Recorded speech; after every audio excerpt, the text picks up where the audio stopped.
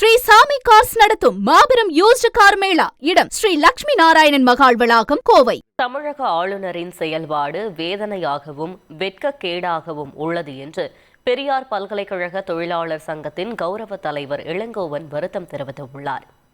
வேந்தர் என்ற முறையில் பணி நியமனத்திலும் பணியாளர்கள் நியமனத்திலும் பணியாளர் மீது ஒழுங்கு நடவடிக்கை எடுப்பதிலும் தலையிடுவது வெட்கக்கேடானது.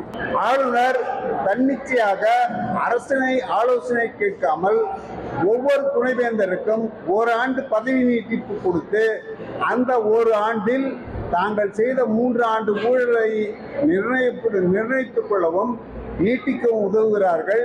பல்கலைக்கழகங்கள் சீர்கெட்டு கிடக்கின்றன. ஒவ்வொரு பல்கலைக்கழக நிதி கையாடல் நடக்கிறது. கோவை பல்கலைக்கழகத்தில் பணமே இல்லை. கோவை பல்கலைக்கழகத்தில் பிஎஃப் பிடிக்காத தொழிலாளர்களுக்கு 4.5 கோடி ரூபாய் அபராதம் விதித்திருக்கிறார்கள். பெரியார் பல்கலைக்கழகத்திலும் அதே நிலை, திருவள்ளுவர் பல்கலைக்கழகத்திலும் அதே நிலை. ஸ்ரீ சாமி கார்ஸ் நடத்தும் மாபெரும் யூஸ்டு கார் மேளா. இடம் ஸ்ரீ லட்சுமி நாராயணன் மகால் வளாகம், கோவை.